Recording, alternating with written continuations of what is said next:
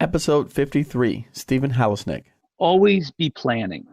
Always plan what your next step is, and always take time out of your week to look at that plan, especially now when we're going to, air this at a time when the country's going to go into a major recession. It's going to be hard, and you want to be able to keep your team or yourself focused. And the way that you want to look at this is the number one thing. What do I want my company to look like when we come out of the recession? And if you look at that, if you do that, it'll keep you motivated. Welcome to the GovCon Giants podcast, federal contracting for people on the outside looking in. If you are here to learn how to win a piece of the pie without getting your face smashed in, then you've tuned in to the right place. Now, the giant that not only walks the walk, but talks the talk, your host, Eric Coffey. Today's episode features serial entrepreneur Stephen Halasnik. Over the last 25 years, Mr. Halasnik has built 7 companies in the $5 to $20 million annual revenue range. His businesses have covered a wide variety of industries, including staffing, finance, software, and real estate. Today's interview is a little bit different than our traditional GovCon Giants interviews. We are bringing you someone who has created a formula for scaling companies to the $10 million revenue mark.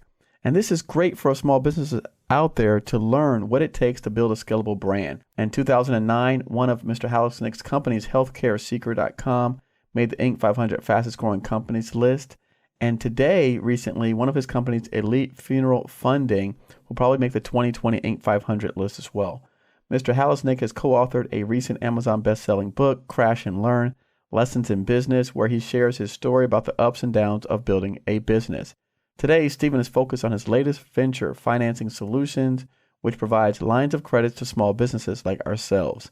As a small business, this is a difficult area to cover since we are not typically afforded financing options. So this is great for everyone out there listening.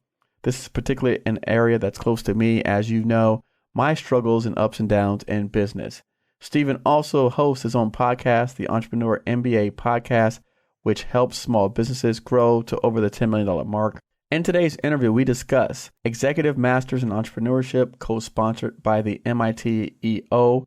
This is a 3-year program that Mr. Halasnik had the privilege and honor of participating in with 60 owners of the fastest growing companies in the U.S. We talk about his experiences there. His new company, Financing Solutions now, which provides lines of credit for small businesses who generate revenue but cannot get traditional financing from banks. All of that and much, much more in today's upcoming episode. Welcome our next giant, Stephen Halasnik. All right, welcome today, Stephen Halasnik. How are you, sir? I'm doing well. Thanks for asking me to come on, Eric. No, not a problem. So I was taking a look at your profile just beforehand, and I saw that you built 7 companies in the range of $5 to $20 million. Yep, I have 2 right now that are 20 million. Wow.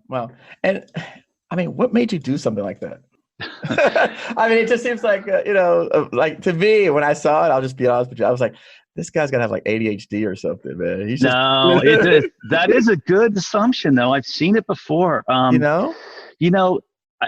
think you're close to the really, really smartest question that I think that very few people ask me, and that is, if you've built 7, why didn't you just build 1? Right. And the fact of the matter is, I haven't had a business that failed. And to me, a definition of failed is where you don't make any money or you lose money. Okay. I've made money in every single one of my businesses, but every single business has had their own course where, at some point, maybe it died out because the industry died out, or the recession just knocked it. A recession, let's say that now. Right. A recession just knocked it out of its business. And so there's been a reason. I still have 4 businesses of the 7 right now. Okay. So they're still active. 2 are 20 million. I have a business that owns real estate, which is a commercial real estate, and then this other one I have is a small software company. So the answer to your question is, if I had one that just grew to 50 million, 100 million, I'd be really happy. Okay. All right. No, I was just checking because and a lot of them have been different. So okay. Well, I mean, again, you come from the EO world. I come from EO world, and we always talk about the shiny object syndrome. Yeah. So it seemed to me it's like he's got the shiny object syndrome, just Yeah. like No. 6 times over. No. And I don't think any of my businesses have been sexy. None of them have been. So I don't have I don't have that. What I have is the shiny object to me is money. So Okay. yeah. So I mean, if something's going to make a lot of money, if something is, if something is making a lot of money, I love it. I love it. But if it's not making a lot of money, and I don't see the future. Then it's time to maybe look at something else. Stephen, I'm happy we had you on here today because I'm sure everyone out there listening wants to learn how to build a business that makes a lot of money. Yeah. So this is a great conversation we're going to have today. Now, can you tell us a little bit, just briefly, about your childhood growing up? Did you have any? Were there any signs that you were going to go into the world of entrepreneurship? For example, you sold lollipops or blow pops or newspaper routes or anything like that? So I'm definitely a very highly motivated, driven person. Okay. And when you're in EO, there's actually different levels of that. So EO has a birthing a giants program at MIT, which I attended, and that was like really highly motivated people, and I fit really well into those. We're going to talk about that later on. Yeah. But to answer your question, so I was extremely highly motivated. I had and have dyslexia, and it's not like I've really been able to overcome it, but I never really did great at school. I tried really hard, but I was an exceptional athlete, and whereas school lowered my confidence, sports made me very confident and really built up my self-esteem. And so at the age of 17, I had decided that what I was going to do for my future was, I was going to try everything I can to go professional in the sport. And at the time it was baseball, but I played 4 sports in high school, and then I went on to play baseball in college. I didn't have an easy growing up childhood, so I was very motivated to prove everybody wrong. And so at the age of 17, I said, okay, I'm going to go for this athletic career, but at the same time, I'm going to go to college, get a great degree, really learn, go work for a big company, and then start my own company at some point. And that's exactly what I did. I went to work for Xerox for 8.5 years. And for those who don't know Xerox was then what Google is now. So Xerox was the best. People went to work there. If you could make it at Xerox, I was one of the top sales reps in the country there. And in fact, I worked on the government team at Xerox. So I was very involved in bidding, winning bids, knowing how to strategize, really getting involved in it. And honestly, I was really, really good at it. And we can talk more about that later. And so then after about 8.5 years of working for Xerox, I saw that my skills politically were not good. And that was where you were going to go. I wasn't good at being able to not tell somebody what I think they should do. And, there's a skill in that. So I started my own company at that point. I was 30 years old. My wife knew that I wanted to start my own business. I had been working toward that goal. And at the age of 30, I started my first business. Okay. Actually, I'm really encouraged by that statement, partly because a lot of people in their 20s think that they're behind the curve already, right? So they think that they're missed out, and somehow if they haven't started something in their 20s, they don't have a shot. So I'm actually really encouraged by that statement that you made, that you start your first company at the age of 30, which is really encouraging. Yeah, I think there's everything's different. I think there's advantages and disadvantages of starting it young. What happened was I had a mentor for 20 years and he was really good. And he said, the chances of you starting your business as you get older become smaller and smaller and smaller. Now, this was 25 years ago. So I think it's changed a little bit. There's better access to capital. Right. There's more tools out there to start your business. You can do side hustles and move into it. There's a variety of different ways. And so, yeah, I think that, I think it depends on where you are in your life. But for me, at the time was my wife had a good job. I still worked for Xerox half of the day without them knowing it. And then I started my company the other half of the day. Right. So my whole career has always been about reducing risk, right? Which is, okay, I had the Xerox thing going on. I made really good money at the time. I was making like $120,000 a year. And that's 25 years ago. That was pretty damn good, awesome. Right? Yeah. But on the side, I started my business, and it was always about, okay, let me see if it works before I move into it. And that's what I did. Now, you said you're always about reducing risk, which is contrary to the belief that entrepreneurs are risk seekers or risk takers. Yeah, I don't know anybody who's an entrepreneur who doesn't calculate risk. Right. I don't take all my net worth, and because I believe in this idea, take all of that and plow it into the business. Right. I make sure the business is working. I make sure I have my clientels. And then I start to say, oh, now it's really working. And then we keep pouring money into it. That's a simple step. It's not. But I think any entrepreneur who's with their soul is calculating risk. Yeah. No, I agree. By the way, what 4 sports were you playing in high school? Football, baseball, basketball, and tennis. Wow. Yeah. How did you manage that? I don't know. Tennis. Tennis was during the summer. So I was in a club team during the summer. So by the way, you're from New Jersey. I'm from New Jersey. Okay, so, you didn't mention that. Okay. Yeah. I read it. Yeah. Played all 4 sports, and then my favorite was football. What'd you play in football? What position? I was a defensive end. I was a tight end, and I was a snapper on punts. And if I had, in my day, snapping at punts was not a unique, wasn't something that only, you did all the time. Like I was really good at snapping at punts. So good that, I used to practice with the guy who punted for the Eagles. And I was like 17. He's like, you are as good at this as anybody in the NFL. And so, but back then there wasn't just one guy who snapped on punts. Yeah. Anyway. So you could have went to the NFL for being a punch snapper. Well, I think I definitely could have played at my college football. I went to Rutgers, and at the time Rutgers had its years of being terrible. Right. But yeah. So nice. I played baseball at Rutgers, and they have a really good baseball program. Okay. Let's dive into the entrepreneur birthing of the Giants program. That's the executive master's one at MIT? Yes. Okay. Loved it. Yeah. Tell me about it. So what they do is they take about 60 of the best and the fastest growing businesses in the world. Again, you got to apply. So that's an exaggeration. You got to apply. I don't know how many people apply.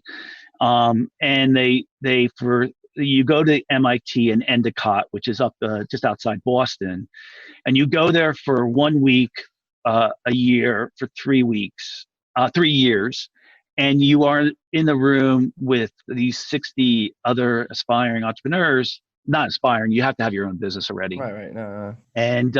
And they bring in all these really famous or guest speakers to talk to you. And then I'll give you 2 things that's really funny about it. Okay. The first thing is we had an academic come in, someone from MIT come in to talk to the group, and we basically ran the guy out of the room because he was so. There was 2 of them. They were at the same time. They were so clueless about real world small businesses that it was. So after we kind of asked so many questions, and just basically when they left, we told our moderator who's running the whole thing, don't ever invite an academic back again. Nice. So that's the first thing. And then the second thing is, it was so good. It went from 8 a.m. to 11 p.m. And it was so good that people, if they had to go to the bathroom, would get up, they'd run to the bathroom and run back because it was so good. Wow. You didn't want to miss anything. Wow. And a lot of the people became they built huge companies. I went to it like 15 years ago. The last class was 11 years ago. And, we have several, one guy built $1 billion company. Nice. Several people built companies over $100 million. Certainly there's other ones that failed, but in general, the people all did pretty well. Yeah.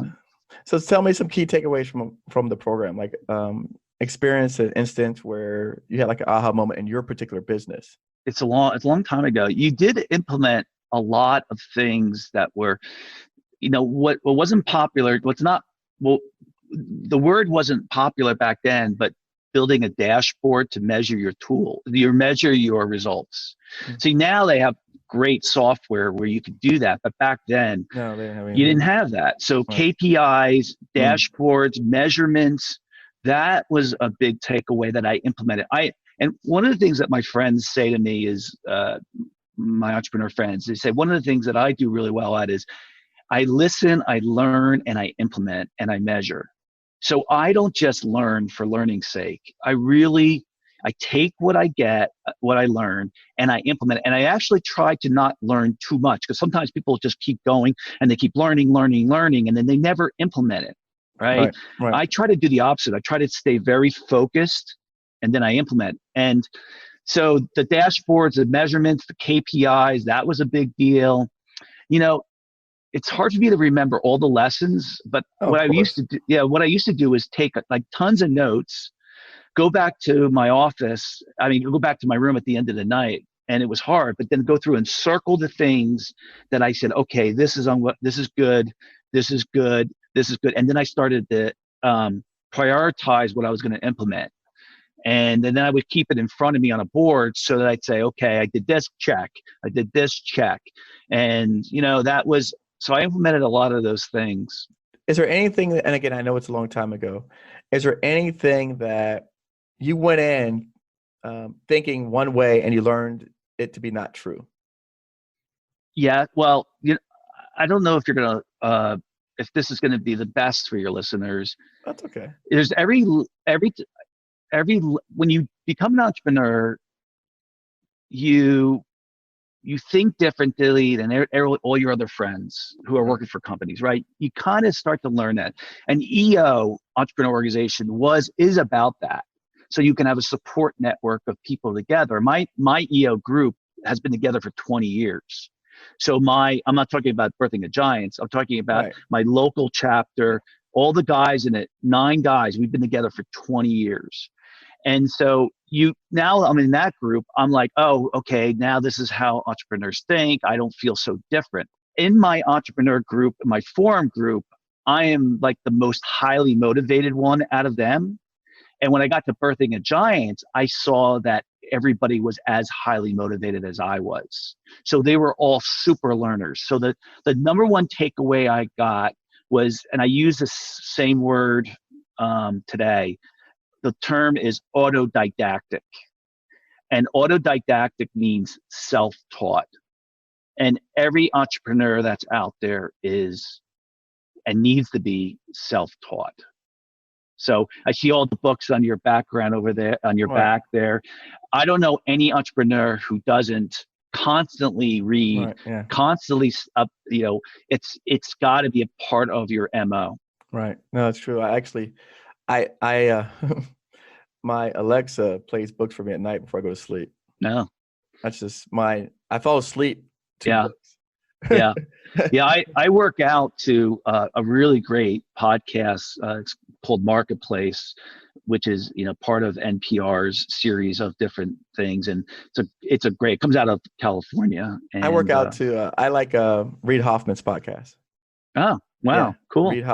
Reid Hoffman's podcast is really good. I like it. Yeah. That's a good one. Now, the people that you've met, the other business owners in there, you talked about their success.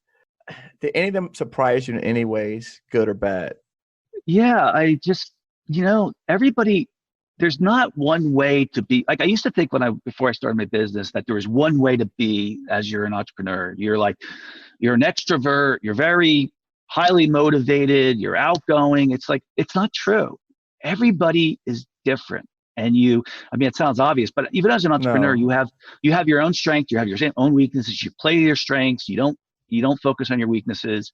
So when you go to these 60 entrepreneurs that are there, you have some that are like, I just couldn't believe how much some of the people could drink.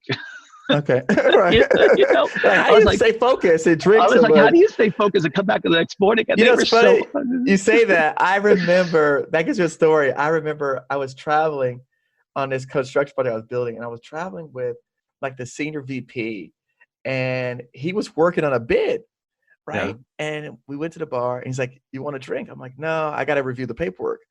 He's like, "Well, that's how I review paperwork." And I'm like, "Huh?"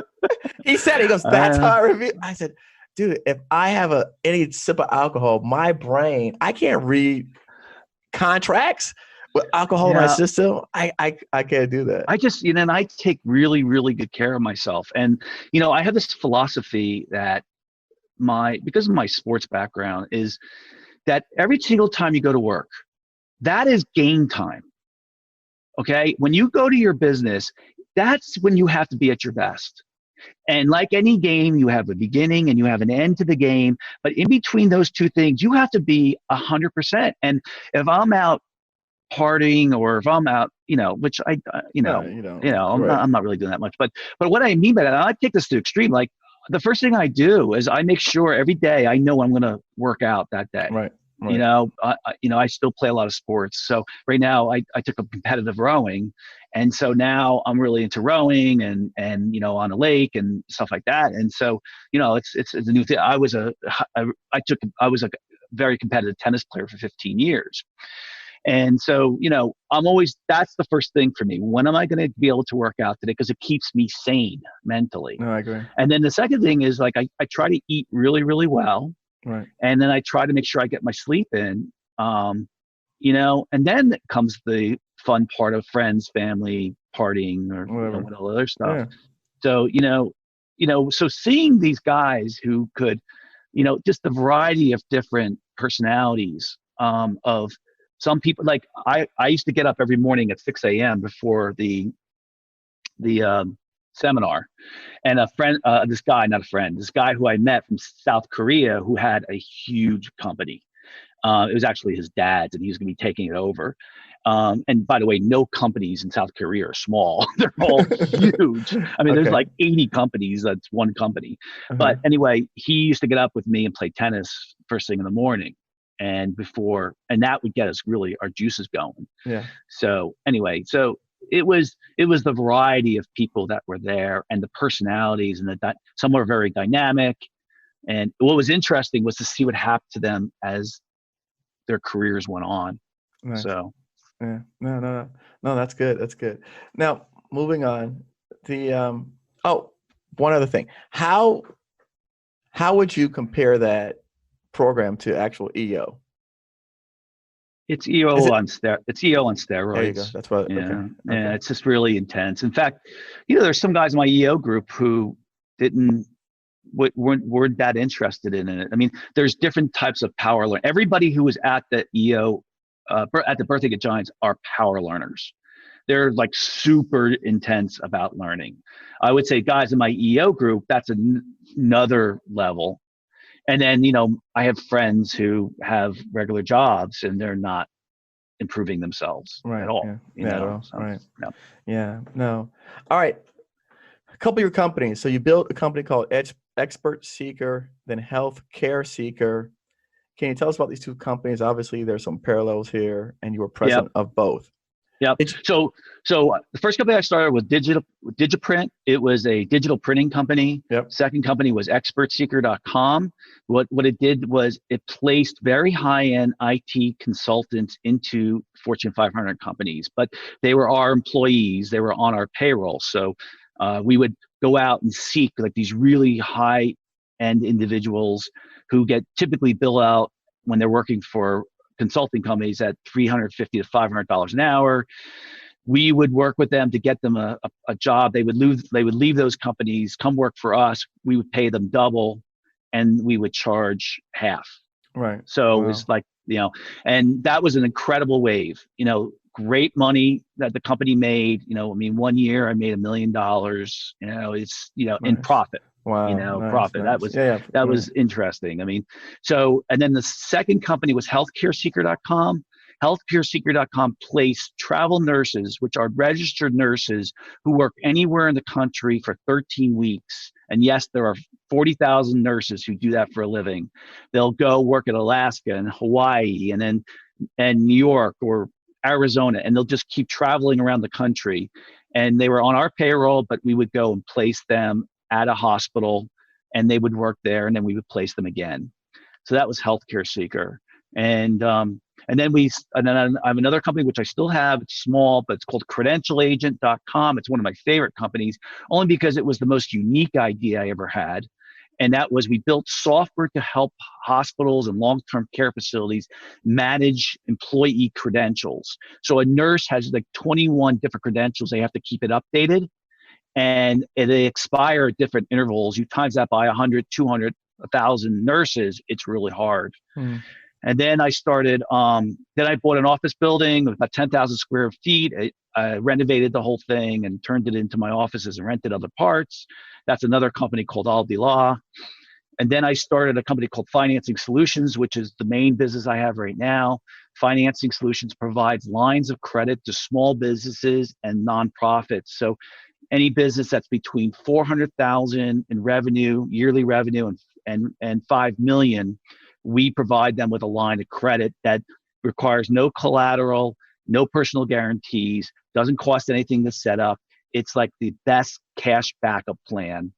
And then a couple of years ago, I started another company with I have a business partner in the last two companies called Elite Funeral Funding.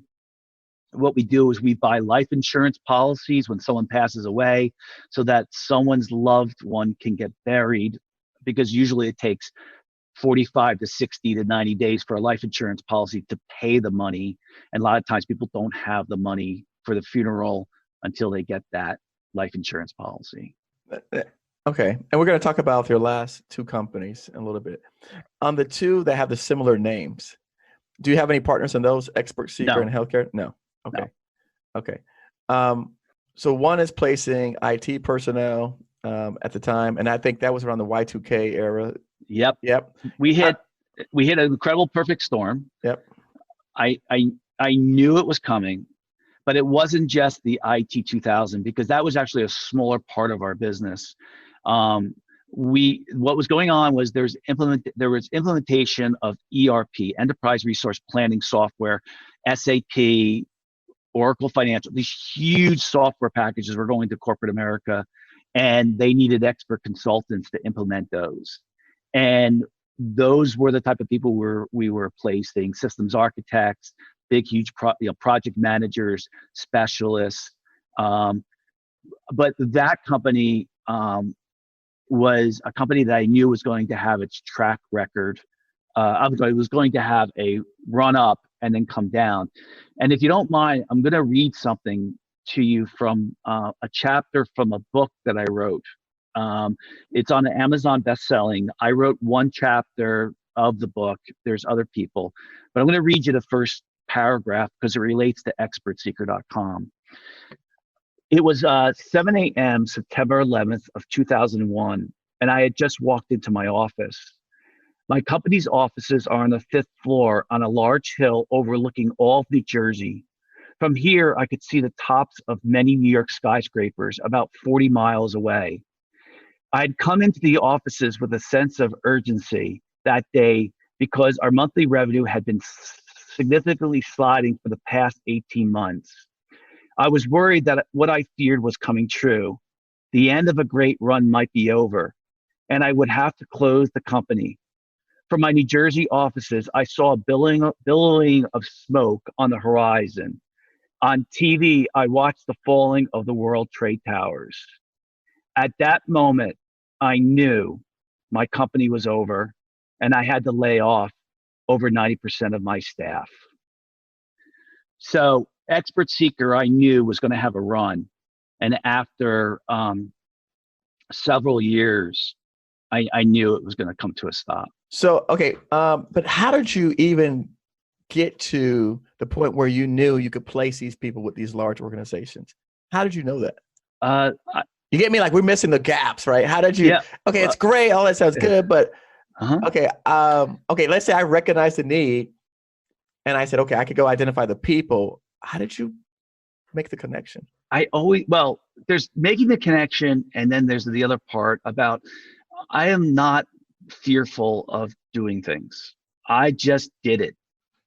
All my businesses have been different in many regards. I mean, who would go from placing IT workers again to placing travel registered nurses? Right. Yeah. I don't know either one of those things, right? And I'm not the actual one who's doing it, by the way. Expert seeker, yes. I started in my room. I started with a phone. I started just, going to town. This is pre kind of, internet day, so to speak. But, I don't know if this is a question you're asking, but I just did it. I just learned it as I went along. I wasn't afraid to say, hey, I'm going to do it. Now, another part about that is I read a lot. And what I read in the Wall Street Journal was how this coming storm was coming. Year 2000, ERP. There you go. PricewaterhouseCoopers, Deloitte & Touche, Ernst & Young were going to be killing it. And they needed lots of people. And I knew that those people were going to leave there and come work, independently. And they needed someone to make sure that they put them in good jobs. Okay. So did I answer your question? Yeah. No, absolutely. Because again, I think, a lot of people are sitting back going, okay, yeah, but how did he do that? Where did he start? What was his first step? Who did he call first? So what happens is the businesses I picked, I have always tried to pick trends that were going to go up. Okay. So like every single one of them, I was always trying to pick these waves because if you pick a wave, it just carries you up. Now, like right now, as the recording of this, we're going to go into major recession and potentially a depression. I think it's going to go into depression. From my experience, I know it's going to go on for 2 years. So, is now a good time to start a business? Yeah. You know why? You're starting at the bottom, and it's going to go up. It's going to go this way as long as you pick the right market. Industry. Yeah. Okay. And now wait for it to come down. Then you'll really see how good of a business you have. Nice. So. Okay. Now, talking about credential agent, Aldi Law, and elite funeral funding. Okay. You said you have partners in a few of those. I have an elite funeral funding and financing. The last two businesses. Oh, financing solution and elite funeral funding. Okay. And my partner is like unbelievable. He is so good. I was so scared about having a partner in business. That's what I wanted to talk about. Yeah. And I was very fearful because all the horror stories I heard. Yes.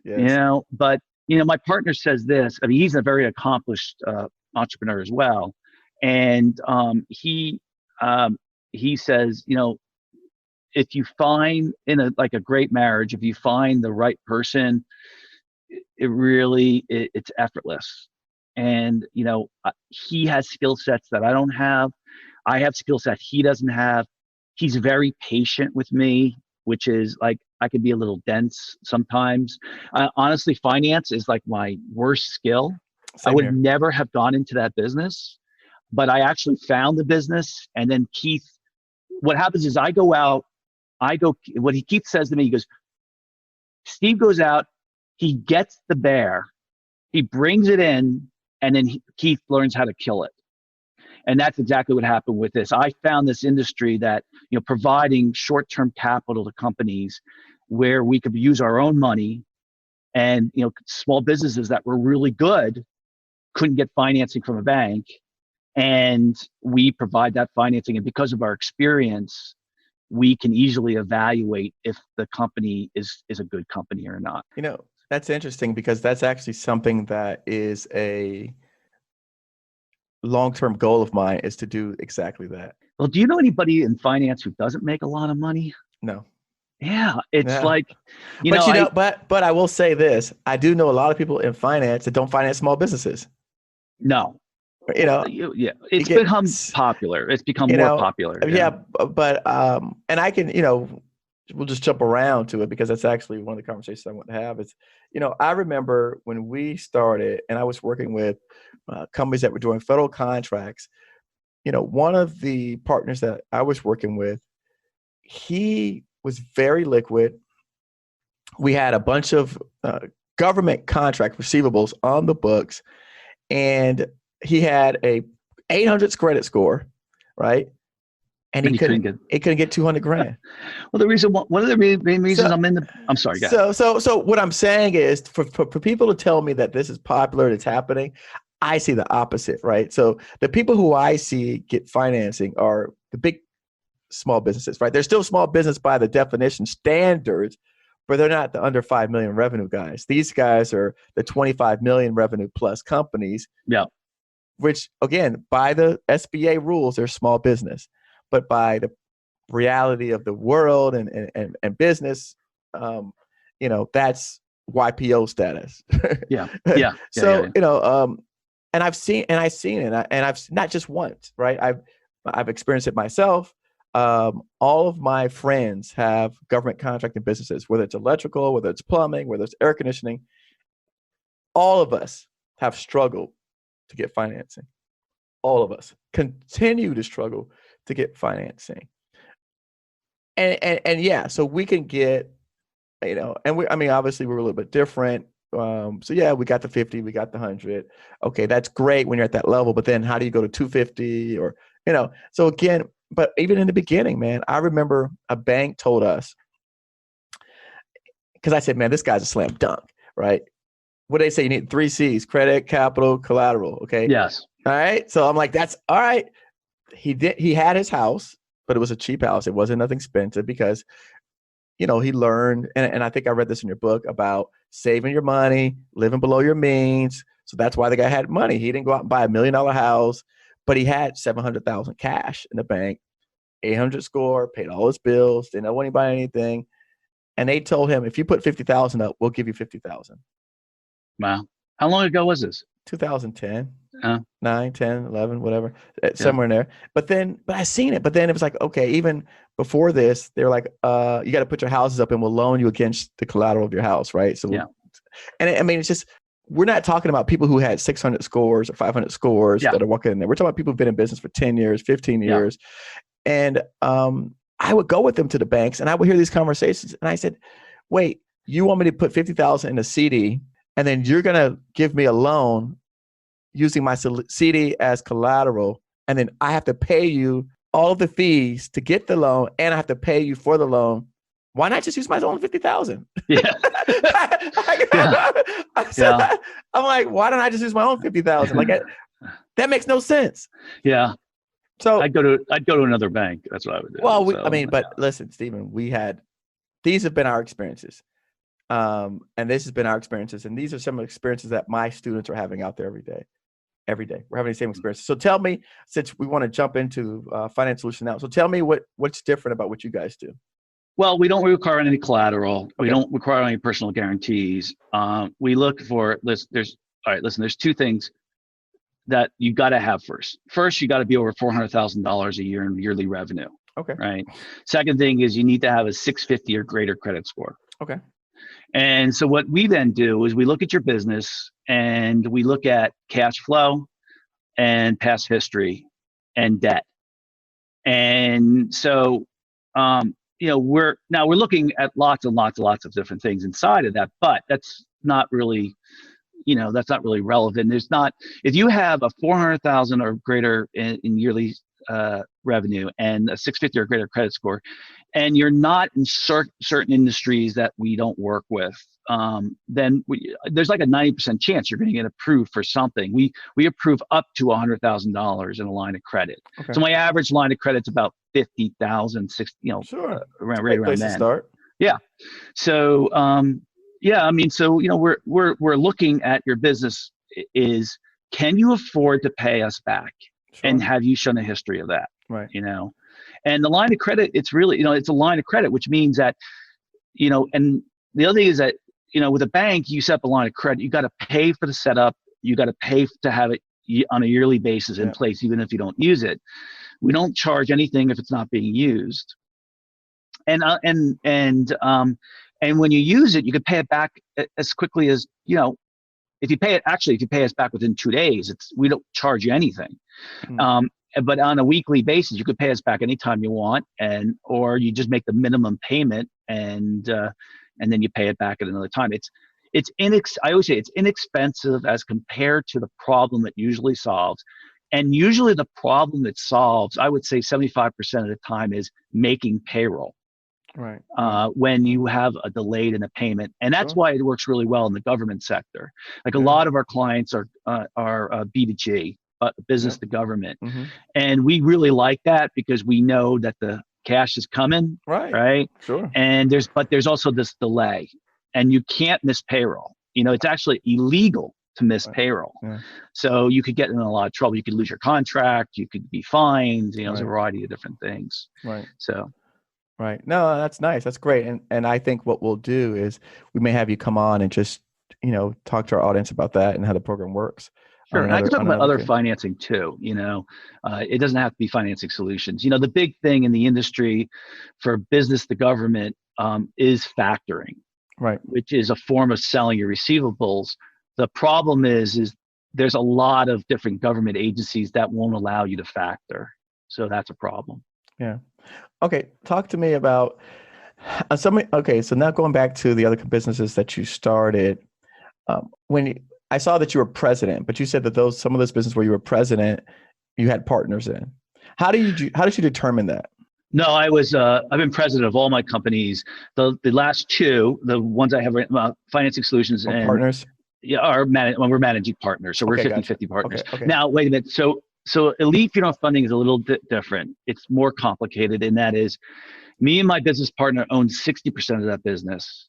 And then we have two working partners that own 40% of the business, but they do all the work, the day-to-day work. We provide the financing and we provide the advice for how to build a business. It's been a great success. And that's kind of what I want to talk about. That's really the nature of the question, not how your deal is particularly structured, but how would someone go about structuring a deal like that? Well, the first thing to do is to find the right, let's assume we have a partner that wants to come in and provide capital for a business. Okay.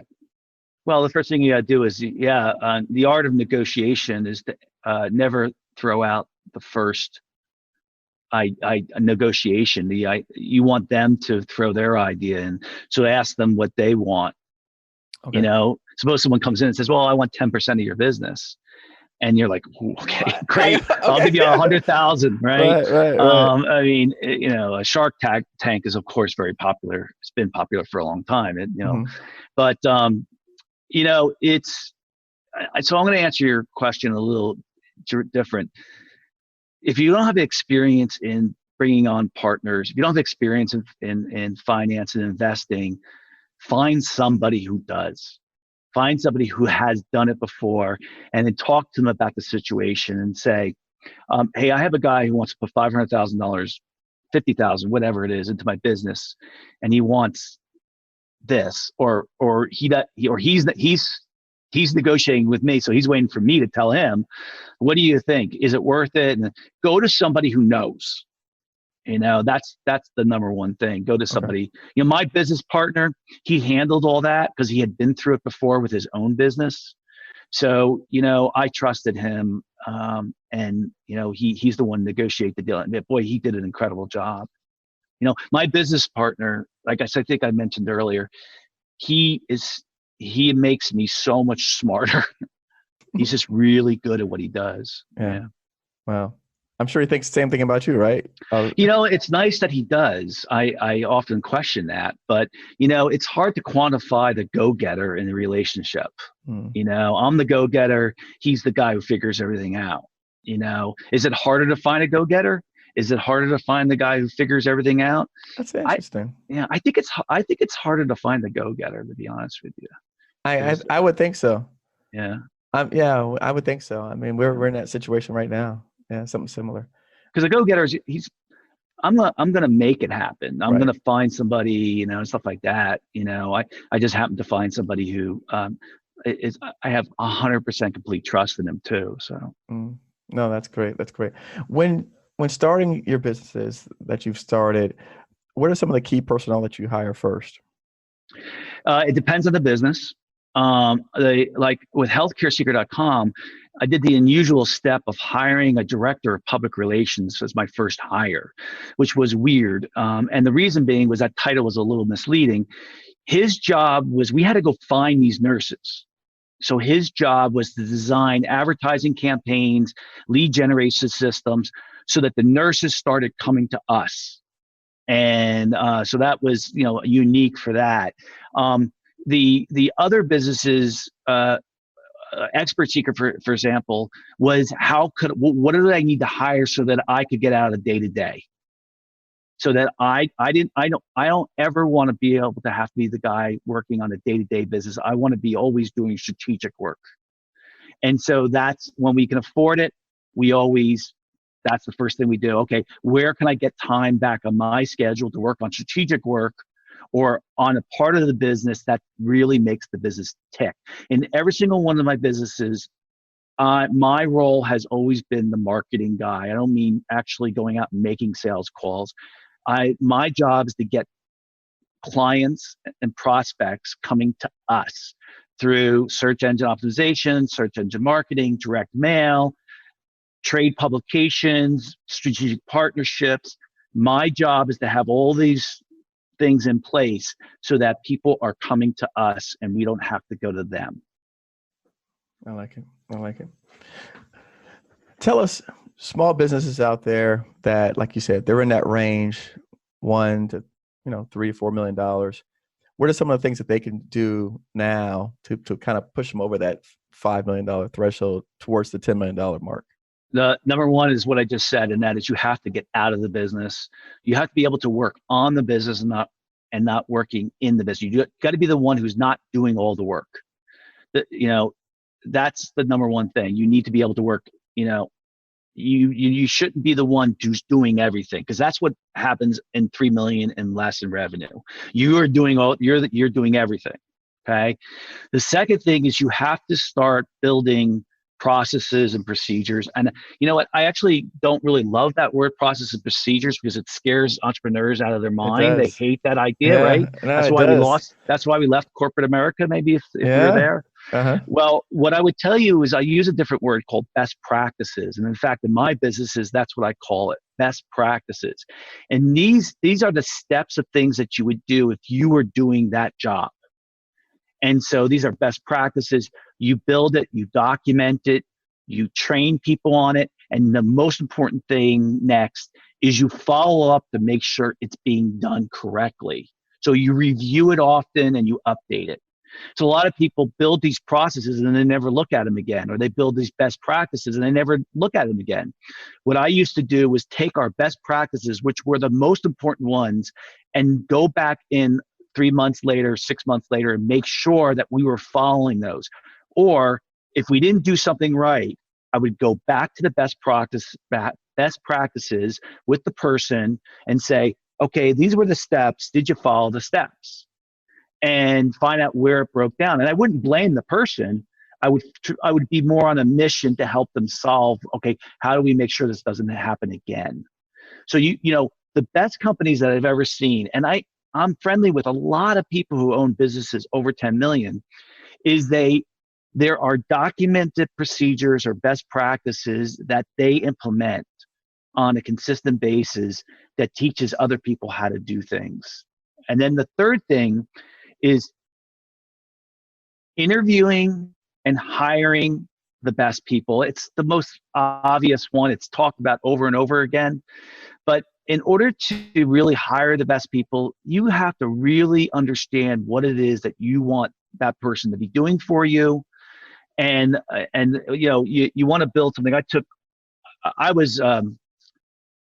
My worst skill set when I first started was I was very emotional.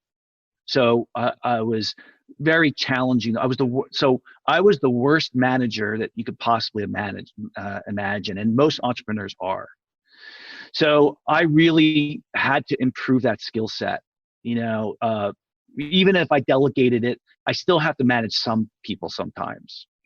So I had taken a course at Dale Carnegie at the time, and it talked about how to build what's called a position results document, which is what you would use before you hire somebody. And I take this stuff really seriously. So I made sure that every time I hired somebody, we had a position results document in place, which told me what the person's going to be accountable for, what their role is, what their expectation was, those those type of things. Wow. Wow. That's incredible. So, okay, that takes them there. What about in the very beginning when they're starting out? Right. I mean, Well, which is the things you right. talked about are great for the companies that are growing. What about the people that are just getting started? You want to run, right. You want a runway. You want a runway. So you want to make sure that my mentor used to say to me, the longer you're in business, the better chance you have of figuring it out. So you don't want to spend a lot of money. You potentially want to have a side job or do your business on the side. You want to just try to not spend a lot of money in the company at first, because it takes you, what I really learned over time, I got better at it. But when you're first starting, it takes you 3 years to understand your market and to understand how to run a business. Now, when I started Elite, it was really fascinating when Keith and I started Elite. We built that company to doing $500,000 per month in 6 months. Because on day one, we knew, all right, we need an accounting package, we need a CRM package, how are we going to acquire clients? We need, what type of bookkeeping are we going to need? We knew all the things that you learn, what processes are we going to have, what are critical, what software are we going to need to manage all this other stuff, what telephone systems, we knew everything that takes someone 3 years to figure out. Right. We knew it within a month that, okay, we did this. It was amazing how quickly we got that thing up to speed.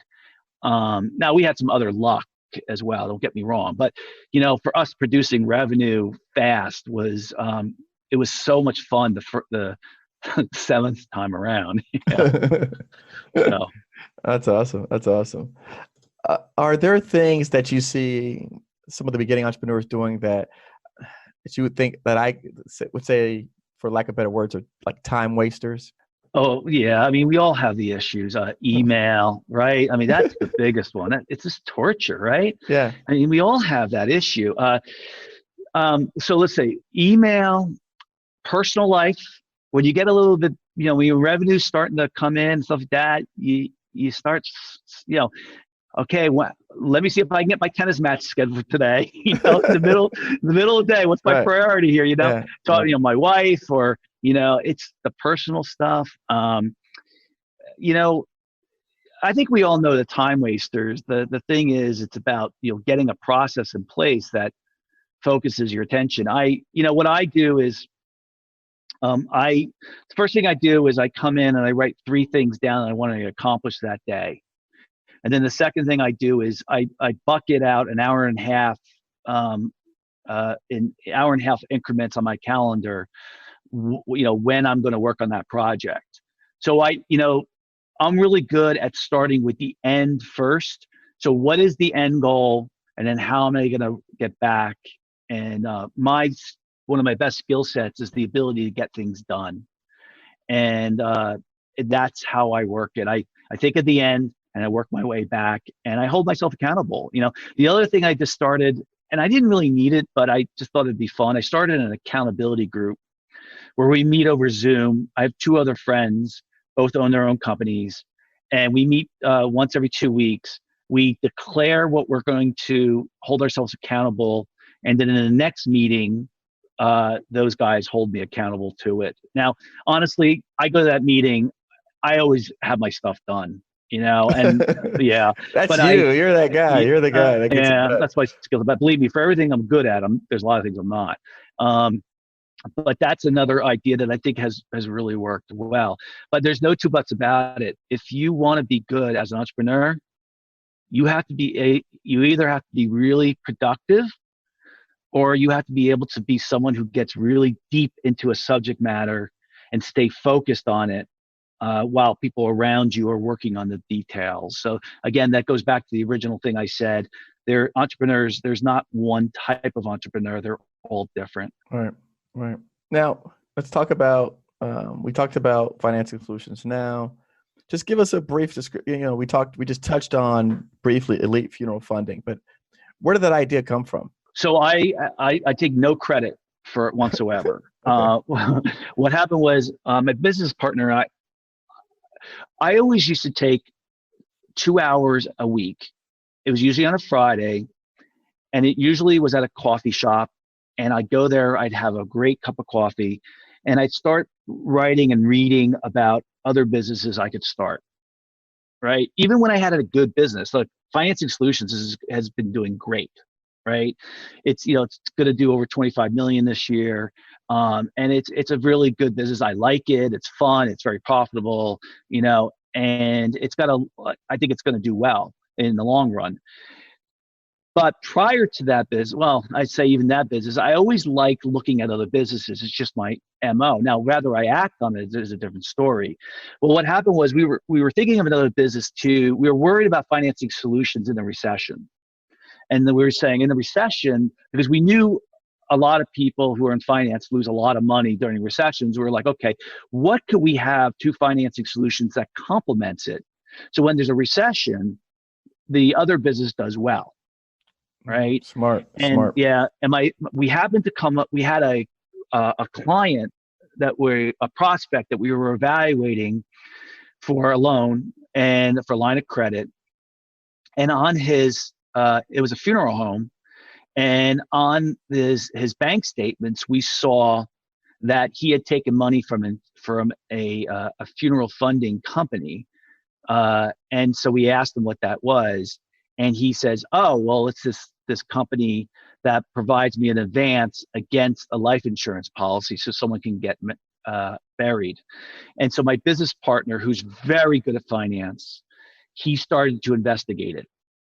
And as true to the form, he was telling me about it. And then he had questions. And I'd be like, okay, let me go find the person who can answer that question for you.